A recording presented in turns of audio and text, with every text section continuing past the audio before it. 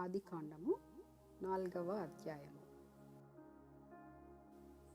ఆదాము తన భార్య అయిన హవ్వను కూడినప్పుడు ఆమె గర్భవతి అయి కయ్యూనును కని, యెహోవా దయ వలన నేనొక మనుష్యుణ్ణి సంపాదించుకొన్నానని. తరువాత ఆమె అతని తమ్ముడగు హేబేలును కనెను.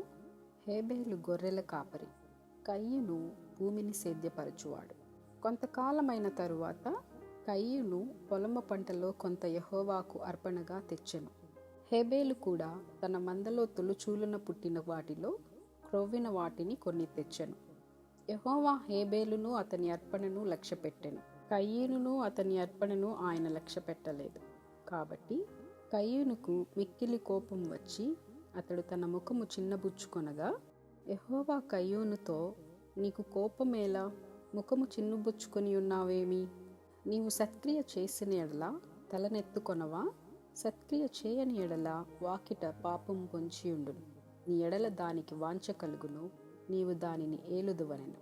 కయ్యూను తన తమ్ముడైన హేబేలుతో మాట్లాడెను. వారు పొలములో ఉన్నప్పుడు కయ్యూను తన తమ్ముడైన హేబేలు మీద పడి అతన్ని చంపెను. యెహోవా, నీ తమ్ముడైన హేబేలు ఎక్కడున్నాడని కయ్యూను అడగగా, అతడు, నేనెరుగను, నా తమ్మునికి నేను కావలివాడనా అనెను. అప్పుడు ఆయన, నీవు చేసిన పని ఏమిటి?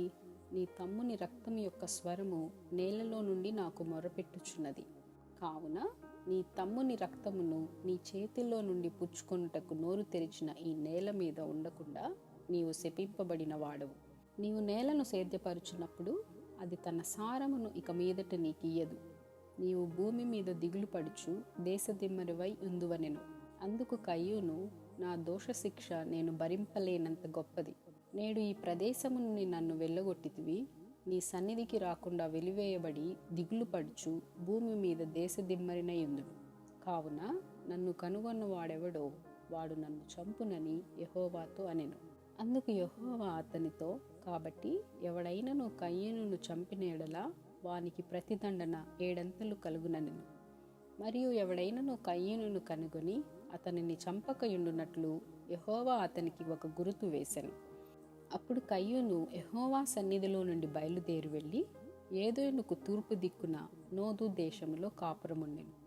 కయ్యూను తన భార్యను కూడినప్పుడు ఆమె గర్భవతి అయి హానోకును కనెను. అప్పుడతడు ఒక ఊరు కట్టించి ఆ ఊరికి తన కుమారుని పేరును బట్టి హానోకను పేరు పెట్టెను. హానోకుకు ఈరాదు పుట్టెను. ఈరాదు మహూయాయేలును కనెను. మహూయాయేలు మతూషాయేలును కనెను. మతూషాయేలు లెమెకును కనెను. లెమెకు 2 స్త్రీలను పెళ్లి చేసుకొనెను. వారిలో ఒక దాని పేరు ఆదా, రెండవ దాని పేరు సిల్లా. ఆదా యాబాలును కనెను.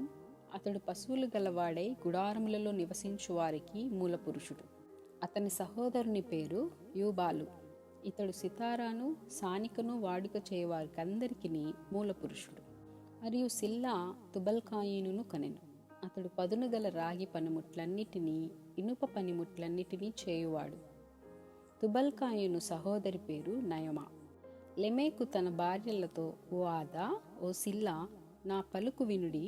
లెమెకు భార్యలారా, నా మాట ఆలకించుడి. నన్ను గాయపరిచినందుకై ఒక మనుష్యుణ్ణి చంపితిని. నన్ను దెబ్బ కొట్టినందుకై ఒక పడుచువాని చంపితిని.